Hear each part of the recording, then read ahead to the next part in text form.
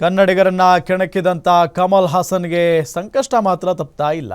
ಕ್ಷಮೆ ಕೇಳದ ಕಮಲ್ ಹಾಸನ್ ವಿರುದ್ಧ ಮತ್ತೆ ಹೈಕೋರ್ಟ್ ಗರಂ ಆಗಿದೆ. ತಗ್ ಲೈಫ್ ಸಿನಿಮಾ ರಿಲೀಸ್ ವಿಚಾರಕ್ಕೆ ಸಂಬಂಧಪಟ್ಟಂತೆ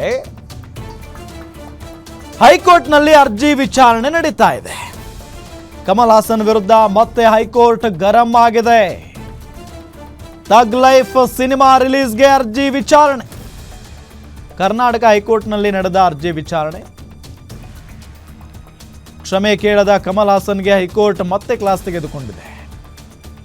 ಇನ್ನು ಕಮಲ್ ಹಾಸನ್ ಕ್ಷಮೆ ಕೇಳಲಿಲ್ವಾ? ನ್ಯಾಯಮೂರ್ತಿಗಳ ಪ್ರಶ್ನೆ ಇದು. ಸುಪ್ರೀಂ ಕೋರ್ಟ್ ವಿಚಾರಣೆ ಏನಾಯಿತು ಅಂತ ನ್ಯಾಯಮೂರ್ತಿಗಳು ಕೇಳಿದ್ದಾರೆ. ಕಮಲ್ ಹಾಸನ್ ಕ್ಷಮೆ ಬಗ್ಗೆ ಪ್ರಶ್ನೆ ಮಾಡಿದ್ದಾರೆ ನ್ಯಾಯಮೂರ್ತಿ ನಾಗಪ್ರಸನ್ನ ಅವರು.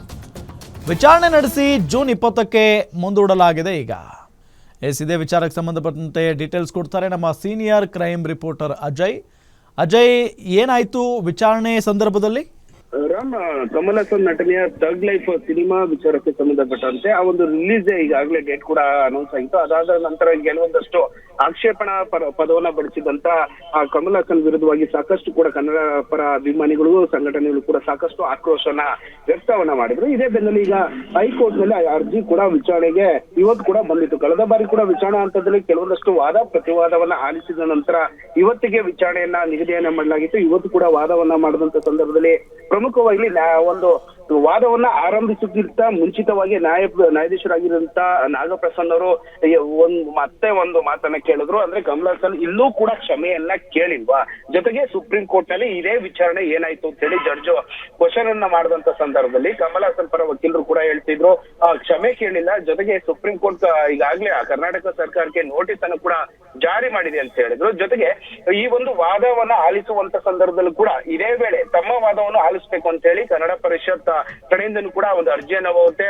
ಅಲ್ಲಿ ಒಂದ್ ಕಡೆ ಪರಿಷತ್ ಪರ ವಕೀಲರು ಕೂಡ ಸಾಕಷ್ಟು ವಾದವನ್ನ ಮಾಡ್ತಾರೆ. ಕಮಲ್ ಹಾಸನ್ ಒಂದು ಸ್ಟೇಟ್ಮೆಂಟ್ ಅನ್ನ ನೀಡಿದ್ದಾರೆ ಅಂತ ಹೇಳಿ ವಾದವನ್ನ ಶುರು ಮಾಡ್ತಾರೆ. ಈ ವೇಳೆ ಕಮಲ್ ಹಾಸನ್ ಪರ ವಕೀಲರು ಕೂಡ ಇದಕ್ಕೆ ಆಕ್ಷೇಪಣೆಯನ್ನ ಸಲ್ಲಿಸ್ತಾರೆ. ಈ ರೀತಿಯಾದಂತ ಸ್ಟುಪಿಡ್ ಬಳಕೆಯ ಪದವನ್ನ ಮಾಡಬಾರ್ದು ಅಂತ ಹೇಳಿ ವಕೀಲರಿಂದ ಆಕ್ಷೇಪಣೆ ಕೂಡ ಸಲ್ಲಿಕೆ ಆಗುತ್ತೆ. ಹೀಗಾಗಿ ಕನ್ನಡ ಸಾಹಿತ್ಯ ಪರಿಷತ್ ಪರ ವಕೀಲರು ಕೂಡ ಇದಕ್ಕೆ ವಿಷಾದವನ್ನ ಕೂಡ ವ್ಯಕ್ತವನ್ನ ಮಾಡ್ತಾರೆ. ನಂತರ ಈ ಒಂದು ಸಾಕಷ್ಟು ಅರ್ಜಿ ವಿಚಾರಣೆಯನ್ನ ಮಾಡುವಂತ ಸಂದರ್ಭದಲ್ಲಿ ವಾದ ಪ್ರತಿವಾದ ಆಲಿಸಿದ ನಂತರ ಮತ್ತೆ 20ನೇ ತಾರೀಕು ಅಂದ್ರೆ ಇದೇ ತಿಂಗಳ ಜೂನ್ 20ನೇ ತಾರೀಕಿಗೆ ವಿಚಾರಣೆಯನ್ನ ಹೈಕೋರ್ಟ್ ಮುಂದೂಡಿಕೆಯನ್ನ ಮಾಡಿರುವಂತದ್ದು. ಜೊತೆಗೆ ಈಗಾಗಲೇ ಹೀಗೆ ಅಂದ್ರೆ ಸಿನಿಮಾ ಬಿಡುಗಡೆ ಸದ್ಯಕ್ಕೆ ಮಾಡೋದಿಲ್ಲ ಅಂತ ಹೇಳಿ ಈ ಹಿಂದೆ ಹೇಳಿದಂತ ಹೇಳಿಕೆಯನ್ನು ಕೂಡ ಇದೇ ರೀತಿಯಾಗಿ ಮುಂದುವರಿಕೆಯನ್ನ ಮಾಡಿದ್ರು. ಜೊತೆಗೆ ಈ ಒಂದು ಸಂದರ್ಭದಲ್ಲೂ ಕೂಡ ಹೈಕೋರ್ಟ್ ನ್ಯಾಯಾಧೀಶರು ಕೂಡ ವಿವೇಚನೆಯನ್ನ ಬಳಸಿ ಅಂತೇಳಿ ಸೂಚನೆಯನ್ನ ಅಂದ್ರೆ ಜೊತೆಗೆ ಸಲಹೆಯನ್ನು ಕೂಡ ಈ ನ್ಯಾಯಾಧೀಶರು ಕೊಟ್ಟಿದ್ರು. ಅಂದ್ರೆ ಕಳೆದ ಬಾರಿ ಕೂಡ ವಾದ ಪ್ರತಿವಾದವನ್ನ ಮಾಡುವಂತ ಸಂದರ್ಭದಲ್ಲೂ ಕೂಡ ಸಾಕಷ್ಟು ವಿವೇಚನಾ ಪದಗಳನ್ನ ನ್ಯಾಯಾಧೀಶರು ಕೂಡ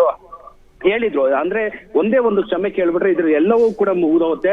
ಯಾರೇ ಆದ್ರೂ ಕೂಡ ನಮ್ಮ ವಿಚಾರಕ್ಕೆ ಅಂದ್ರೆ ನೆಲ ಜಲೆ ಭಾಷೆ ವಿಚಾರಕ್ಕೆ ಬಂದಂತ ಸಂದರ್ಭದಲ್ಲಿ ಸಾಕಷ್ಟು ಎಚ್ಚರಿಕೆಯಿಂದ ಮಾತನಾಡ್ಬೇಕಾಗುತ್ತೆ ಅಂತ ಹೇಳಿ ಒಂದು ವಿವೇಚನಾ ಬುದ್ಧಿಯನ್ನ ಮಾತನ್ನು ಕೂಡ ನ್ಯಾಯಾಧೀಶರು ಹೇಳಿದ್ರು. ಇವತ್ತು ಕೂಡ ಅದೇ ರೀತಿಯಾದಂತ ಮಾತನ್ನ ಹೇಳಿದ್ರು. ಅಂದ್ರೆ ವಿವೇಚನಾ ಬಳಸಿ ಈಗಲಾದ್ರು ಅಂತ ಹೇಳಿ ಒಂದು ಆದೇಶವನ್ನು ಕೂಡ ಹೊರಡ್ತಿರುವಂತದ್ದು. ಹೀಗಾಗಿ 20ನೇ ತಾರೀಕಿಗೆ ಮುಂದೂಡಿಕೆ ಆಗಿರೋದ್ರಿಂದ ಅಲ್ಲಿವರೆಗೂ ಕೂಡ ಸಾಕಷ್ಟು ಸಮಯ ಇದೆ. ಹೀಗಾಗಿ ಮುಂದಿನ ದಿನಗಳಲ್ಲಿ ಕಮಲ್ ಹಾಸನ್ ನಿಜಕ್ಕೂ ಕೂಡ ಕನ್ನಡ ಪರ ಸಂಘಟನೆಗಳು ಆಗಿರ್ಬೋದು, ಅಭಿಮಾನಿಗಳೇ ನೋವು ಮಾಡಿರುವಂತ ವಿಚಾರಕ್ಕೆ ಸಂಬಂಧಪಟ್ಟಂತೆ ಕ್ಷಮೆನ ಕೇಳ್ತಾರ ಅದು ಅಥವಾ ಇದೇ ರೀತಿಯಾದಂತ ಮಂಡತನವನ್ನ ಮುಂದುವರಿಸ್ತಾರ ಸದ್ಯ ಕಾದ್ ನೋಡ್ಬೇಕಾಗಿದೆ. ಸಾಕಷ್ಟು ಕುತೂಹಲ ಕೂಡ ಇರುವಂತದ್ದು. ರಾವ್, ಒಂದು ಈಗ ಸುಪ್ರೀಂ ಕೋರ್ಟ್ ಕೂಡ ಅಂದ್ರೆ ಇನ್ನೂ ಕ್ಷಮೆ ಕೇಳಿಲ್ವಾ, ಯಾಕೆ ಕೇಳಿಲ್ಲ, ಈ ರೀತಿಯಾಗೆಲ್ಲ ಪ್ರಶ್ನೆ ಮಾಡಿರೋದು ನ್ಯಾಯಮೂರ್ತಿಗಳು.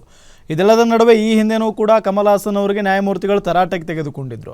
ಇಷ್ಟೆಲ್ಲ ಆದರೂ ಕೂಡ ಕಮಲ್ ಹಾಸನ್ ಕ್ಷಮೆಯನ್ನ ಕೇಳಿಲ್ಲ. ಈಗ ನೆಕ್ಸ್ಟ್ ವಿಚಾರಣೆ ನಡೆಯುವಂಥ ಸಂದರ್ಭದಲ್ಲಿ ಇದೇ ಪ್ರಶ್ನೆಯನ್ನ ಮಾಡ್ತಾರೆ ನ್ಯಾಯಮೂರ್ತಿಗಳು. ಆಗ್ಲೂ ಕ್ಷಮೆ ಕೇಳಿಲ್ಲ ಅಂದ್ರೆ ಈ ಪ್ರಕರಣ ಯಾವ ರೀತಿಯಾದಂಥ ತಿರುವನ್ನ ಪಡೆದುಕೊಳ್ಬಹುದು ಅಜಯ್? ಅಂದ್ರೆ ನ್ಯಾಯಾಧೀಶರು ಈಗಾಗಲೇ ಹೇಳಿದ್ದಾರೆ ಯಾವುದೇ ವ್ಯಕ್ತಿ ಆದ್ರೂ ಕೂಡ, ಅದು ಯಾವ ದೊಡ್ಡ ಆಕ್ಟರ್ ಆದ್ರೂ ಸರಿ, ಯಾವ ಸಾಮಾನ್ಯ ವ್ಯಕ್ತಿ ಆದ್ರೂ ಕೂಡ ನೆಲ ಆಗಿರ್ಬೋದು, ಜಲ ಆಗಿರ್ಬೋದು, ಭಾಷೆ ಅಂತ ವಿಚಾರಕ್ಕೆ ಸಂಬಂಧಪಟ್ಟಂದ್ರೆ ಯಾರು ಕೂಡ ವಿವೇಚನವನ್ನ ಬಳಸಿ ಮಾತನಾಡ್ಬೇಕಾಗುತ್ತೆ. ಸಾಕಷ್ಟು ಮುಂಜಾಗ್ರತವನ್ನ ವಹಿಸ್ಕೋಬೇಕಾಗುತ್ತೆ. ಆದ್ರೂ ಕೂಡ ಈ ರೀತಿಯಾದಂತ ಹೇಳಿಕೆಯನ್ನ ಕೊಟ್ಟರು ಕೂಡ ಇನ್ನೂ ಕೂಡ ಕ್ಷಮೆಯನ್ನ ಕೇಳಿಲ್ಲ. ಹೀಗಾಗಿ ನ್ಯಾಯಾಧೀಶರು ಕೂಡ ಕಳೆದ ಬಾರಿ ಕೂಡ ವಾದ ಪ್ರತಿವಾದ ಅಂತ ಆಲಿಸಿದ ನಂತರವೂ ಕೂಡ ಕೆಲವೊಂದಷ್ಟು ಸಲಹೆಯನ್ನ ಕೊಟ್ಟಿದ್ರು, ವಿವೇಚನನ್ನ ಬಳಸಿ ಅಂತ ಹೇಳಿ ಸಾಕಷ್ಟು ಒಂದು ಬುದ್ಧಿವಾದವನ್ನ ಕೂಡ ಹೇಳಿದ್ರು, ಸಲಹೆಯನ್ನ ಕೂಡ ಕೊಟ್ಟಿದ್ರು. ಆದ್ರೂ ಕೂಡ ಕಮಲ್ ಹಾಸನ್ ಇನ್ನೂ ಕೂಡ ಅದೇ ರೀತಿಯಾದಂತ ಮೊಂಡತನವನ್ನ ಮಾಡ್ತಾ ಇದ್ದಾರೆ. ನಾನು ಕೊಟ್ಟಿರುವಂತ ಹೇಳಿಕೆ ಏನಿದೆ ಅದು ಕೂಡ ಸರಿಯಾಗೇ ಇದೆ, ನಾನು ಕ್ಷಮೆ ಕೇಳೋದಿಲ್ಲ ಅಂತ ಕೂಡ ಕಳೆದ ಬಾರಿ ಹೇಳಿದ್ರು. ಹೀಗಾಗಿ ಈ ಒಂದು ವಿಚಾರವನ್ನ ಮುಂದಿಟ್ಕೊಂಡು ಒಂದು ಹೈಕೋರ್ಟ್ಗೆ ಹೋಗಿದ್ರು, ನಮ್ಗೆ ಪೊಲೀಸ್ ಭದ್ರತೆ ಬೇಕು, ಕರ್ನಾಟಕದಲ್ಲಿ ಸಿನಿಮಾ ರಿಲೀಸ್ ಎಲ್ಲ ಮಾಡ್ತೀವಿ ಅಂತ ಹೇಳಿ. ಆದ್ರೆ ಆ ಒಂದು ಸಂದರ್ಭದಲ್ಲಿ ಕೂಡ ನ್ಯಾಯಾಧೀಶರು ಹೇಳಿದ್ರು, ಇಲ್ಲಿ ಕೇವಲ ಒಂದೇ ಒಂದು ಪದ ಅಂದ್ರೆ ಕ್ಷಮೆಯನ್ನ ಕೇಳ್ಬಿಟ್ರೆ ಎಲ್ಲವೂ ಕೂಡ ಮುಗಿದೋಗುತ್ತೆ, ನಂತರ ಈ ಒಂದು ಕೇಸ್ನ ಆಲ್ಮೋಸ್ಟ್ ಕ್ಲೋಸ್ ಮಾಡಬಹುದು.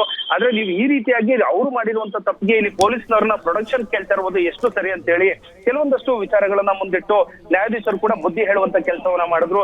ನಂತರ ಇದನ್ನ 10ನೇ ತಾರೀಕಿಗೆ ಮುಂದೂಡಲಾಗಿತ್ತು.